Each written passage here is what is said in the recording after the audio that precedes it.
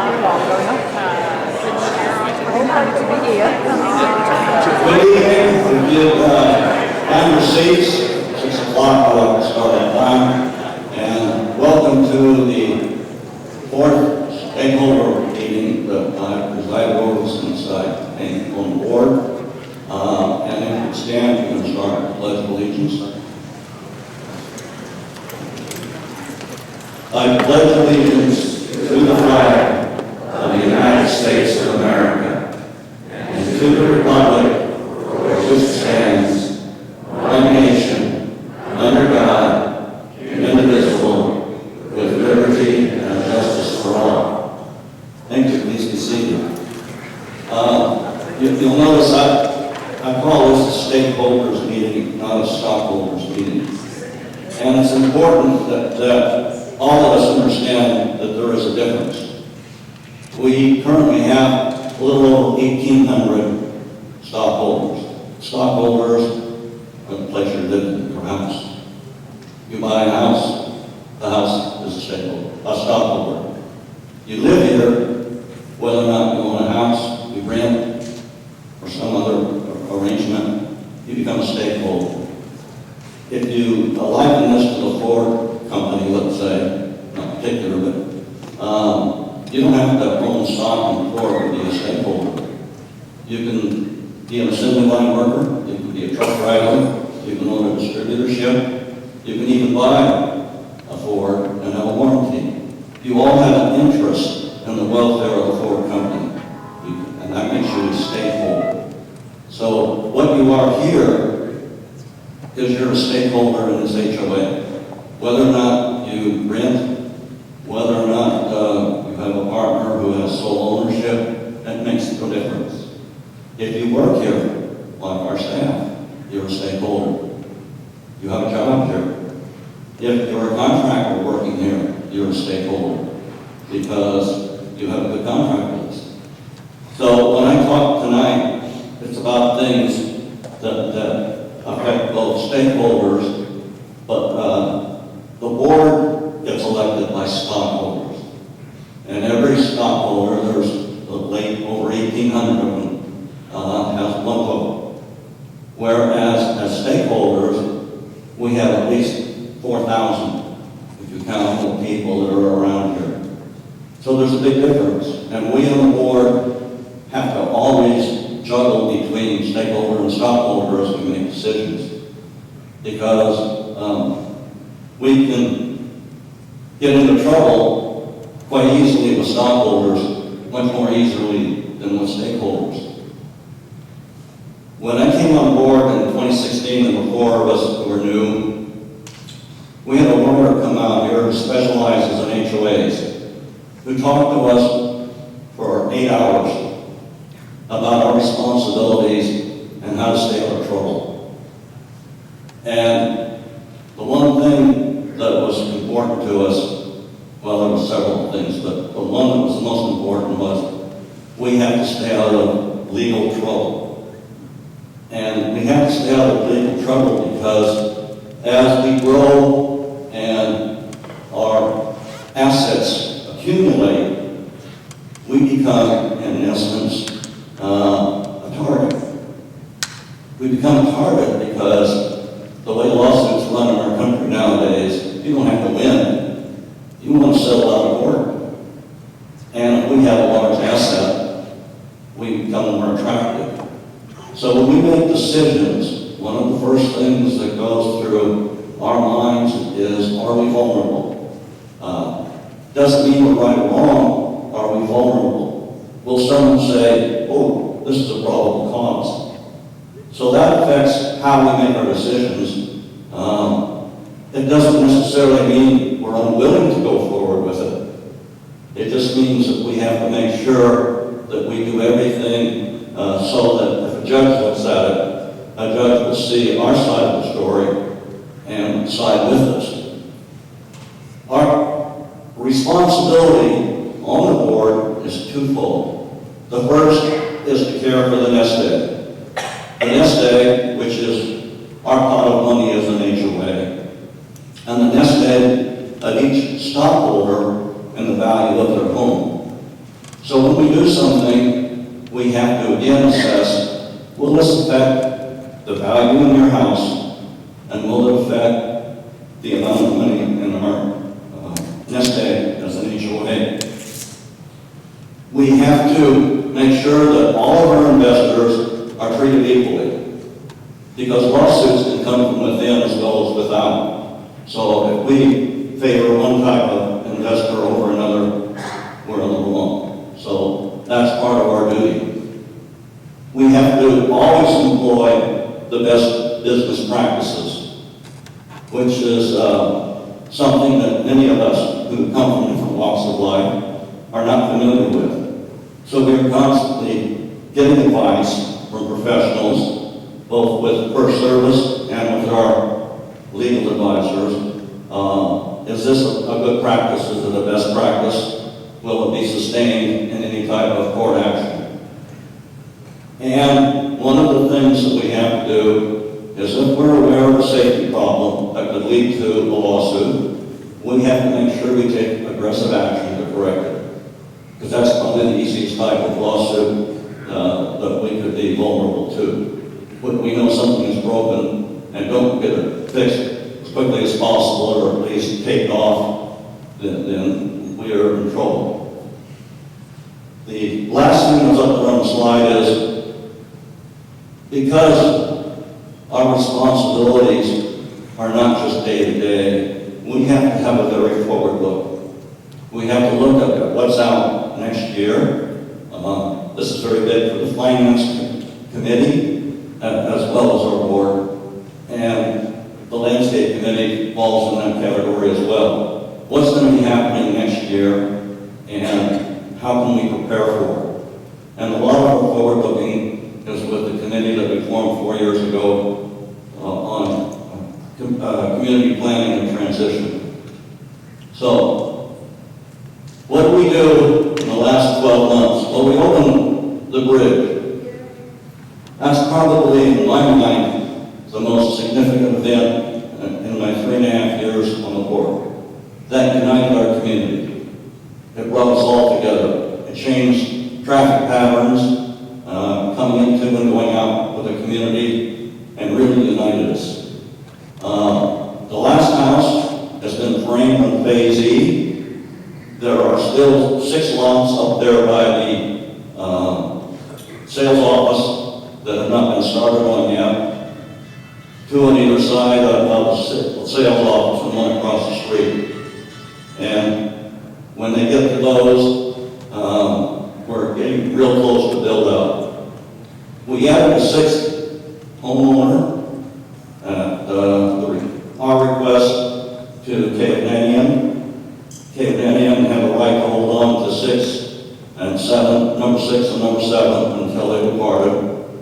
They recognized, as we pointed out to them, that they didn't need 2 votes because we had enough votes without their vote. But they wanted to keep 1 on the board just for continuity of what we were doing.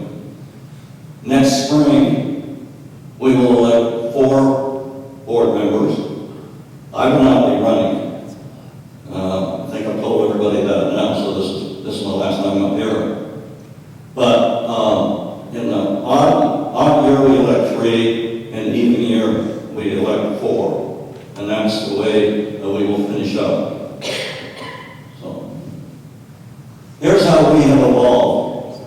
It almost looks pretty uniform. Probably about 140 annually we've added in terms of houses. So that's around 250 people, new faces a year that we have coming into our community since we started.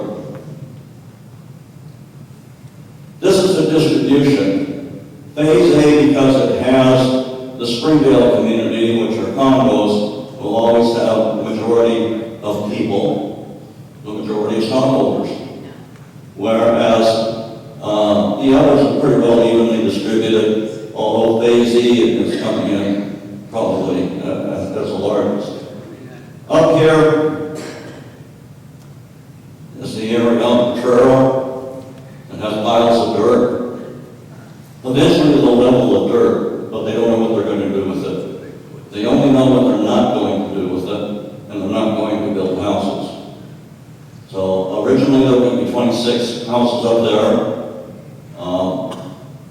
We wish they would, because 26 houses will bring us more revenue each month, but we won't be getting that.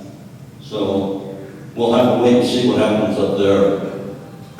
This is the freshman class, the class that moved in last year, or this last 12 months plus. And you can see we have 122 homes that were resold and 26 new renters. So if you look at that as probably what we're going to see in the future, that's about 150 homes that will turn over the population each year. The 343 homes that you see up there represent, based on our population statistics, 600 new faces here. Now, those of you who are my age might know what that little cap is up there. It's called a freshman date. Back in the 30s and 40s, if you went to college, you wore that the first year there. So everybody would know that you're here, but you're a freshman. We don't do that, so we have a hard time knowing who really belongs there and who doesn't. These are the youngest members. They were born in 1964. They're the last of the post-war boom. Next year, 1965, will be Generation X moving in. These are some of the things that happened in 1964. And I know you're all trying to put names to the faces right now. John, Paul, George, and Ringo. There you go. What a breakthrough it was to have them on the Toast of the Town show with Ed Sullivan. And then the last one up there, Gilligan's Island, I put that up there because it's, well, here you have a group of people that have absolutely nothing in common, shipwrecked and forced to live together on a little island. Kind of a forerunner of an HOA, I expect. Okay. One of the ways we retain the value in your homes because of the value of the facilities here is through our facilities management, which is an ever-increasing requirement because of the fact that we are aging. And like our bodies, our houses are now, our facilities are now in requiring a lot of band-aids and in some cases replacements. So this is a very important committee in terms of what they do. You can see up here that some of the things that they had to work on during this last year. And it will continue that way as we continue to age. A large building that changed out a computer room. It's almost impossible, I expect, for the freshman class to understand that we have a computer room here because nobody had a computer at home, or if they did, they didn't have a printer at home, they could come here and print something out when we first moved in. And we taught classes on how to turn on your computer, how to boot it up. That's what it was like in 2006 and 2007. So eventually, as our population became more familiar with technology, we realized we don't need to continue doing that. We have this great flooring here that was put in because we found that we really are an active community, and the line dancing and square dancing and all the other dancing here needed more room. So that was a big upgrade that we did, and they added handicap access to the ballroom. In the security area, it seems to be a never-ending battle. They're working on the Breckenridge Gate right now, and when construction is complete, we will close that gate and make it transponder only. We tried with the windmill gate to have gate code and transponder, and it became a problem wood, some going around the transponder, and some along coming through the gate. So we realized the only thing we can do is make the transponder only. So in the future, our plan is that if you don't have a transponder, you go to the main gate. The entry into each of the clubhouses, all three of them, is by fob, and you have to fob in each time you go in and out. You can't just say, well, I fobbed in this morning, and it's evening now, so we're trying to control the guest entry and the entry into all of our facilities. And if you do have a guest, the host must sign in the guest. The lodge attendant will not do that. One of the things that a lot of people have difficulty understanding is the reserve account. This is California decided in 2005 that they had HOAs that were spending all the money, and when it came time for repairs, they didn't have any money. So they mandated that all of the HOAs have a reserve account, which we do. We have a healthy one. That, again, supports the value of moving into this HOA. We could lower dues, lower reserve account, and prospective buyers would say, well, if I buy in there, they might have a special assessment because they don't have money in the reserve to repair something. We do, and biannually, we get everything inspected here. All the chairs are sitting on, you name it, by professionals who know exactly what it's going to take in terms of money to replace that.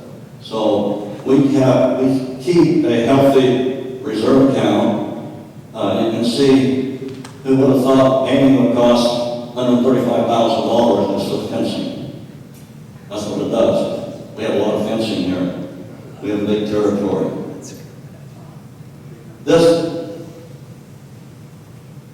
I know this picture looks like we have a committee that's watching the grass grow. Actually, they're a very, very hard-working committee. One of the hallmarks of our association is our landscape. When I talk to new homeowners, which I do frequently, they all comment on the fact that when they drove in here the first time, they were so impressed by the landscape. The trees, the vegetation, the flowers, everything was well maintained. At times we do have problems. Mother Nature is not necessarily on our schedule, nor we on hers. But they do a fantastic job. They're always looking for someone to help join them and help walk and see it. So if you have a mind to do that kind of thing, please get with them. I asked them this year to take a look at particularly the trees. When the developer was starting here, they wanted this place to look lush, so they brought in hundreds and hundreds of trees and planted them, but they planted them close together so it would look lush. Well, those trees are now 15 years old, and they're crowding out each other. It's an unhealthy situation. So I asked the landscape committee to go ahead and come up with a multi-year tree thinning concept plan that we could put in with our budget.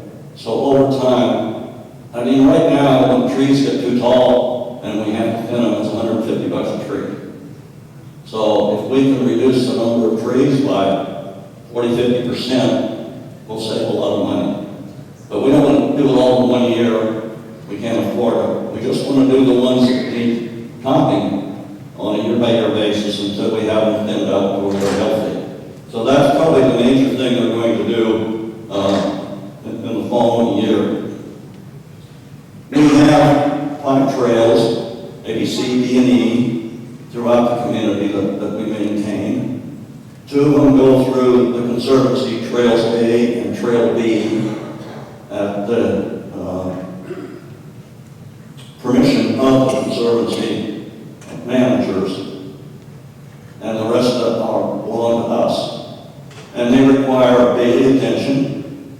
because we have probably, if you know, a sprinkler head comes up on the top one, it's called an emitter.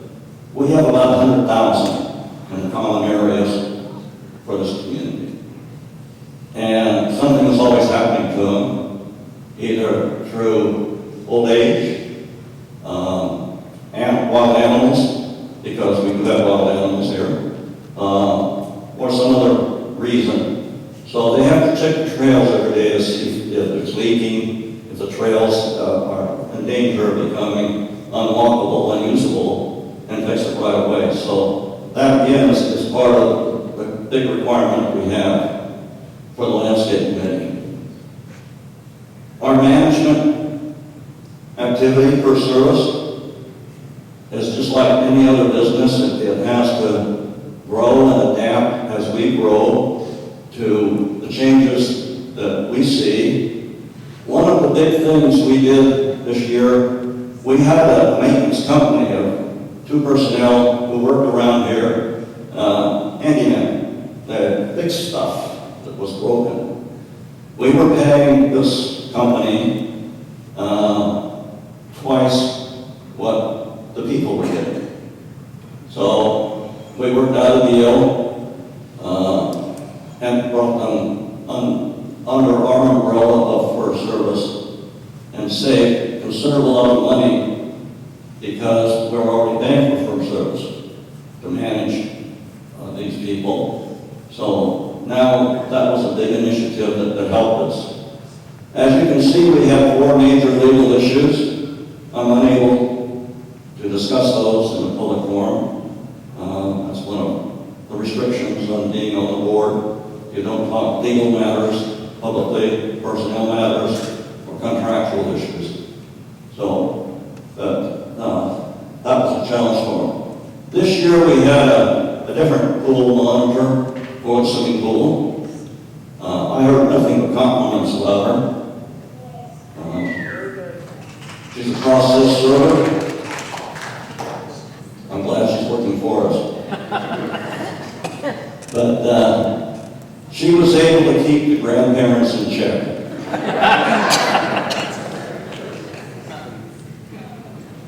We are in an ongoing discussion with the city right now. I have a meeting tomorrow along with Eric and Kevin and Todd from the city manager's office about who pays for maintenance of our street lights. We have 273 street lights. Charles, most of you count them. We right now pay for the solar lights. The other 3 are in dispute. One of the issues we bring up is the fact there are no meters on those other lights. They are direct feed from Edison, and the bill goes to the city. So if the intent was for us to take them over, they should put a meter on them. And since there's no meter on them, that was never the intent. Whereas the city has a different position that somebody overlooks something. So we will be in a discussion for, I'm sure, several months with legal advice from both sides before we resolve this issue. But we are working it. The Architectural Review Committee will never stop being busy. People make changes. That little tree we planted is now too big. We want to change something. Something new comes out. We want to put in solar panels on the roof. We want to change the look of our house. Somebody new has come in. As you can see up there, we had, let's see, right here. We had 21, Exhibit A, expediter. That's for putting up solar and, satellite dish for people who first moved in. Before they did everything else. So I'm assuming that now that we're close to build out, this is probably the last year or so that we'll have that. But that's a lot of workload to take a look at the drawing and then go out and inspect and make sure that what was done is what's on the drawing and improve it. This is probably the committee that we are closest to, because as I said, we are supposed to safeguard your nest egg, and the people we rely on to do that are the Finance Committee.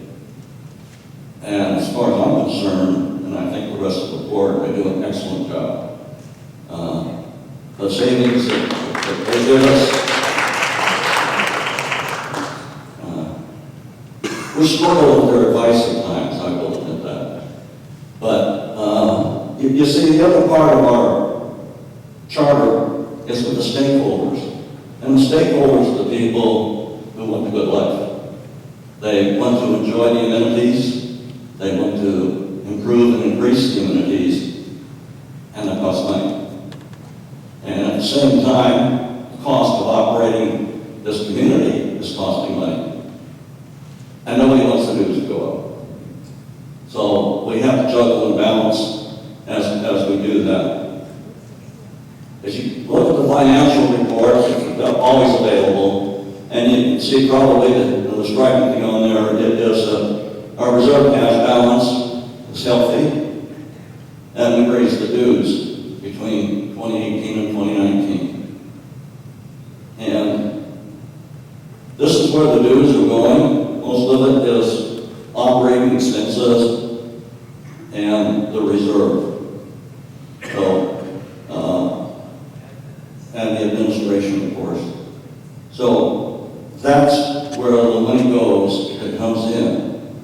And like I say, once we reach build out, the increase that we've gotten every year from new houses being sold will stop. We will operate and take care of this place on the people who are here without new homes being built to increase that.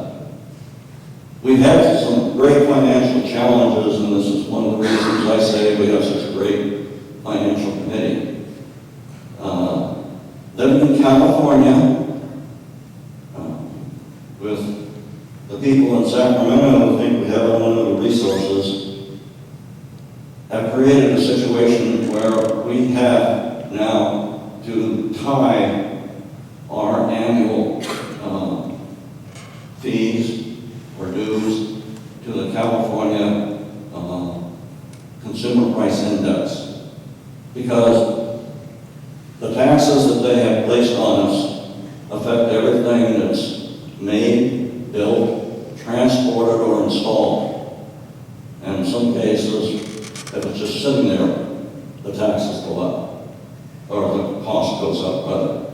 And it all affects us maintaining the value of our homes and of this association. So we can expect that we will be watching California CPI. We will be looking at how we can reduce costs, such as the thinning of the trees, and we're making some other changes. LED lights is a good example that lowers our energy costs. And trying to keep from having to raise the dues, but that may be a necessity. I believe that just a few years ago, we had no daily news. We had a website that had not been updated for quite some time. Partially, it's because we didn't put the right people in the right places. We had excellent people here who knew what to do, but we just weren't engaging them. And partly because the community as a whole wasn't really tuned in with cell phones and computers to look at that stuff daily. Now, they seem to be addicted to it. So, we can't control the information flow from outside. And we're trying to make sure that we get as much information as possible out that's accurate and up to date, so that if you're going to come over here in the morning and use the facility, you know before you leave the house whether or not something is broken or not working. And we try to stay on top of that. We have in our communications area also new ideas, new features coming in there. And I have been sure that all the pets being shown are resident pets. So, no guest pets that float in the breeze. The safety committee are there to keep us out of trouble. Just what it boils down to. The builder advertised that this is a walking community. And people believe them. People are walking. 2/3 of our homes live outside of the loop, the Four Seasons Loop. All of our facilities are inside the loop. So they have to walk and cross over the loop. Crossing over the loop becomes dangerous. Some people have a lead foot. And so we want to have greater presence of the Beaumont police in here. But in order to do that, we're going to have a new traffic survey done, because the last one that was done about 4 or 5 years ago only included about half the streets that we have here. So we alerted the Finance Committee that we'll be putting a request for that into the budget. And as soon as everything is complete here, next year we'll be having a new traffic survey to assess where we should put more signs to help the people.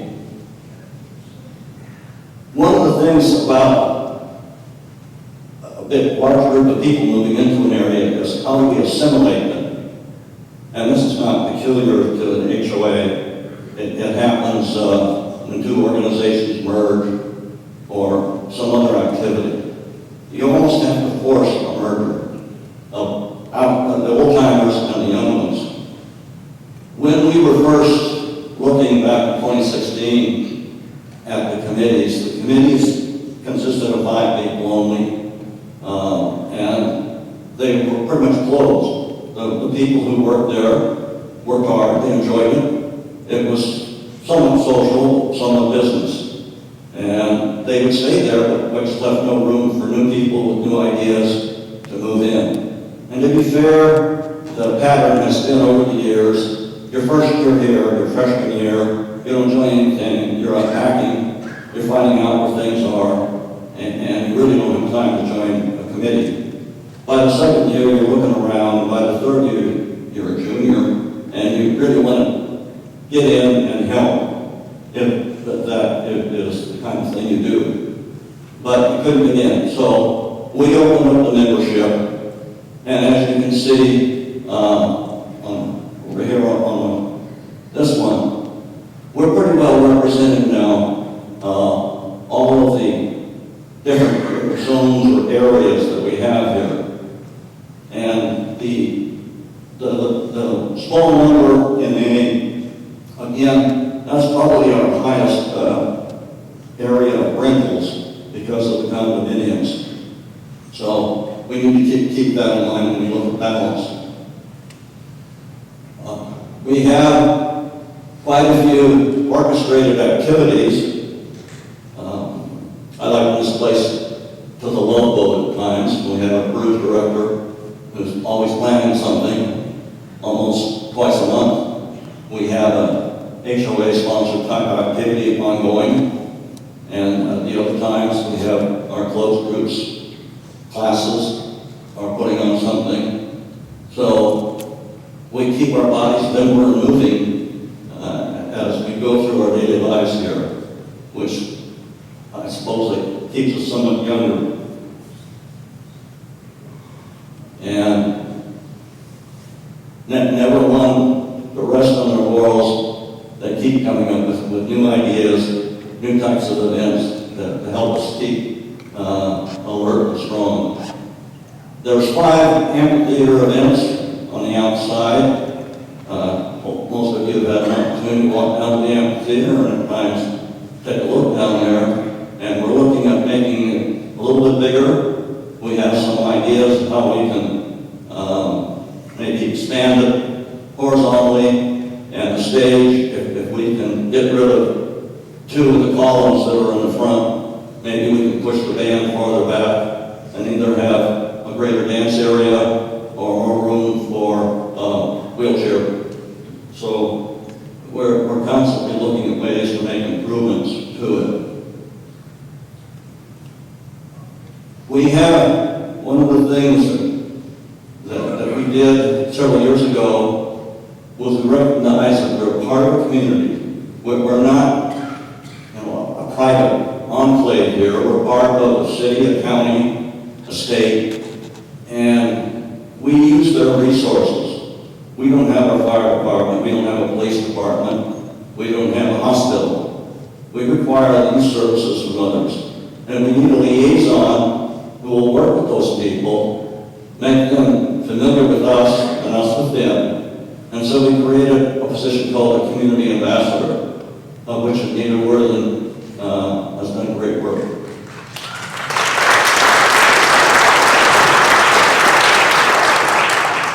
Actually, she wanted me to do all those things, and I said, no, you go do it, get out of here. But, it's been great for both the community and for the people outside to come in here and are always impressed by not only our facility, but by our residents. And we have several residents who serve in the community outside of Four Seasons. You see this dog up there, Mila, M-I-L-A. They go an extensive training period. And I'm going to show you something a little later on about that training. Okay. One of the things that our community planning and transition committee worked on very hard here was an off-leash park for the canine friends. We found out over the weekend that the gas company area where we are going to have this, the gas company has recommended no. They've turned us down. We've been working on this for 2 years with them. They're quite certain. And we're not going to sit back. We are going to take a look at possibly changing their mind through some legal resources. But at the same time, we're going to re-energize our search for areas that might possibly be alternatives. Because when we started this 2 years ago, we didn't have as much of a build-up plan as we do now. So we'll be doing that. We have not given up hope. We're still going to work it. We're just very disappointed that we worked on it for 2 years with the understanding from the gas company and encouragement that they would give us a go-ahead. So we need to find out more information about that. One of the other things they are working on right now is to run a test later this year, I believe in October, instead of using the amphitheater, having an outdoor event right outside the courtyard here, which will accommodate far more people, and see what it would take, how it will look, how does it sound, and use that as a possible venue for future events. And here you can see that this is probably, if you want to find out really what's going on around here, that this committee gets involved in everybody's business because they're planning the future. And all of our other committees are involved with it as well. And so they'll be, if you really want to spend some time and find out, this is the committee to go to. The Emergency Preparedness Committee is one, we don't need it. We're not in an emergency. And when an emergency hits, where are they? So they have a difficult time of keeping attention span until we need it. But they work with our local first responders. Most of the members, or at least half of them, belong to an organization called PASCOM, which is all first responders from the casino up to Yucaipa, the different HOAs, the Highway Patrol, the sheriffs, the hospitals, as to what would happen, most particularly an earthquake or a great fire going through here. What do we do? How do we do it? How do we keep informed? By the same token that they have looked at how we can make sure that around here we have equipment available for an emergency of a personal nature. We have AEDs that are around here. There's one back there against the wall between two exit doors. If you're not familiar with the AED, it's a defibrillator. You open the door, put it out, put two wires to the patient, and it talks you through what to do. And where seconds count, we have 10 of them scattered around in the different areas here. They're marked on the website. If you want to know where they are, please go on there and take a look. Facilities, they expanded the craft room. We have a lot of crafty people here. And it seems to be constantly booked. So the have looked at the lodge gym floor to be replaced. You'd think that the people that are in there doing aerobics would not wear it out, but they do. And so we are looking at replacing it just like we did the ballroom here. We had problems with the roof in this building, particularly over the bistro, and we think we've got that fixed. And we're still looking at the rest of the roof to make sure that it was done according to code, that there were no shortcuts taken, while we still have the builder here to warranty the project. As you know, Smitty walked away with minimal notice from our bistro. So we've undertaken to look for a new operator for the kitchen. And in the interim, we have a wagon that drives around here and offers some meals and refreshment. We had 18 requests for our proposal. Our proposal was quite demanding. We've been here long enough to know what people want. They want a 7-day-a-week operation. They want to open 365 a year, maybe close one day or two, but certainly not 2 weeks. We know that they like their coffee in the morning, not wait till mid-morning. We know they like some variety of food at a reasonable price. They like to have home deliveries. They like to have service in here if they have a party. They like to have it catered. So we formed an ad hoc committee to take a look at the proposals when they came in. Of the 18 that went out, only 6 submitted a proposal after they saw what we wanted and what we were demanding about. So that committee right now will start on the 1st of August evaluating the proposals, rank ordering them. They have made up a checklist of things that are important. You know, we have $100,000 worth of new equipment in that kitchen. And as a board, part of the thing we're concerned about is, are you going to take care of that equipment? Are you going to keep it clean? Are you going to pass inspections? Have you been to this before? Have you passed inspections? Do you have a reach-back capability if someone gets sick that you can continue to work, or do you shut down because you're short-handed? So we have a lot of other questions that are not just what's on the menu. And those will all be looked at. They will then, the subcommittee will then send it forward to the board, and the board will make the final decision and sign a contract. And we hope to have them open by Labor Day weekend. So that's the status of that. So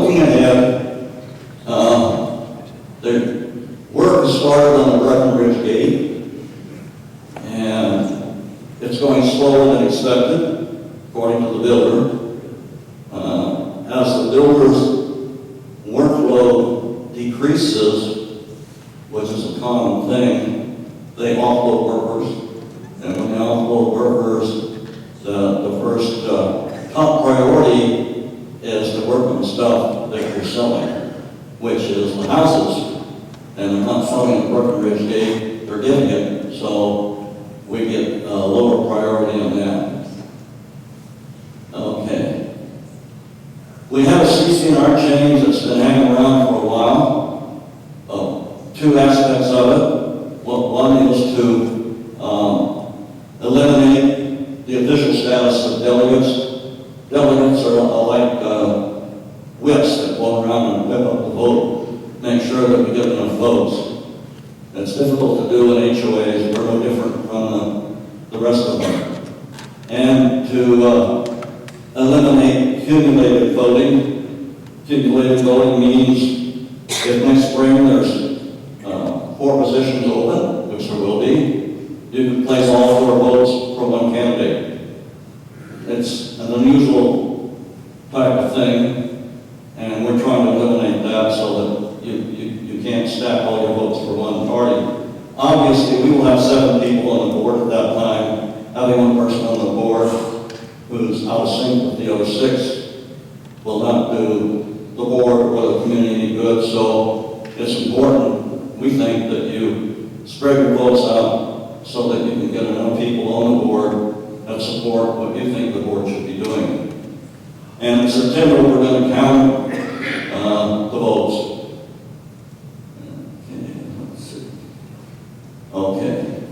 This was the last election for the board. We did get enough votes to do that. We always have to have a minimum number, and we needed 860, and we got 1,082. We made it through there last time, but it's a struggle to get probably the last 25% of the votes in. The conservation area was here before us. It has its own rules, its own lifestyle. We who move in here have to live with those rules and that lifestyle. And we have to accept that fact. We may not like it at times. Mother Nature can be messy. She can do things that only one part of her family likes and the other part doesn't. But those rules, if we violate them, will cost us dearly. So we will make sure that we don't. And right now,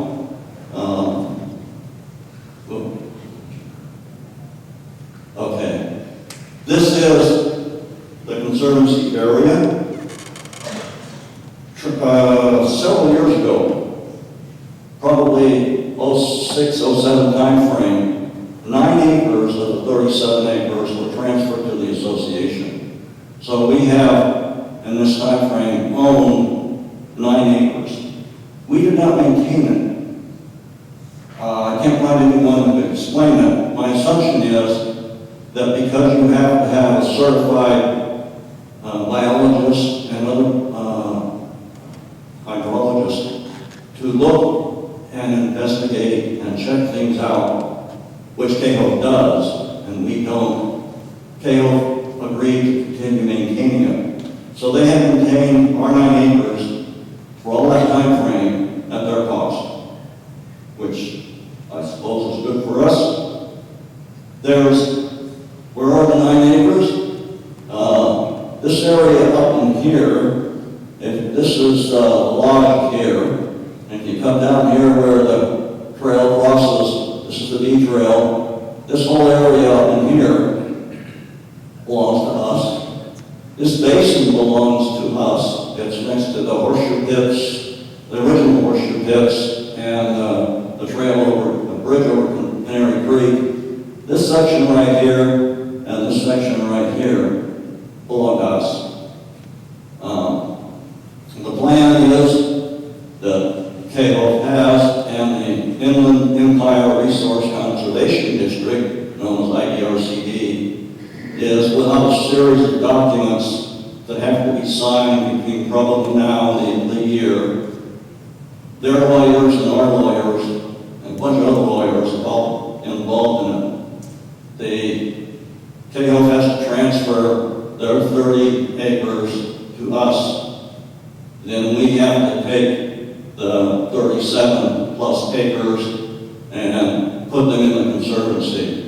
And then and before that, we have to sign an agreement to maintain the conservancy.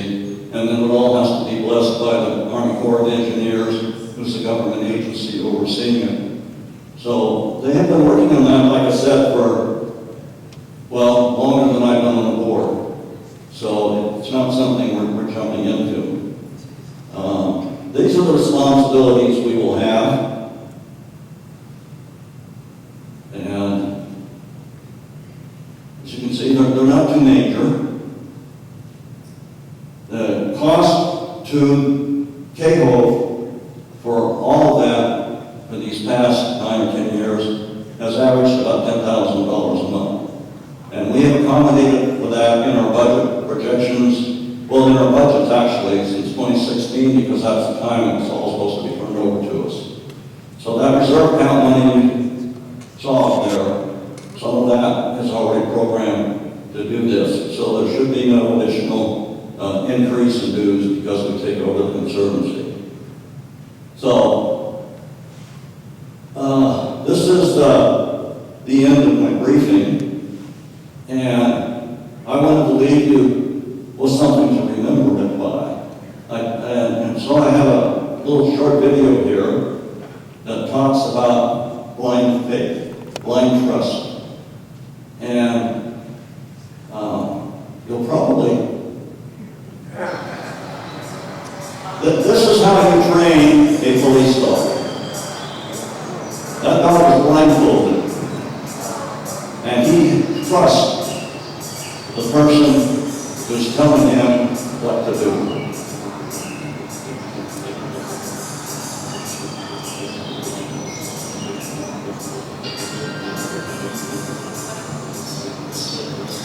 His mother never told us about this.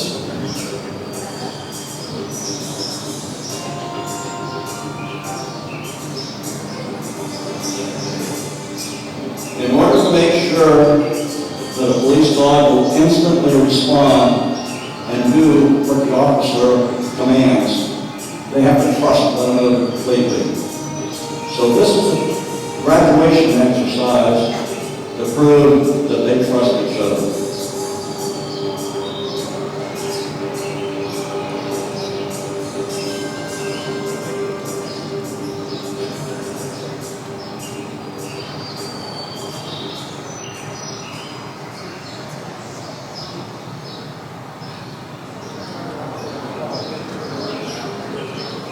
And you thought the long things were good, huh?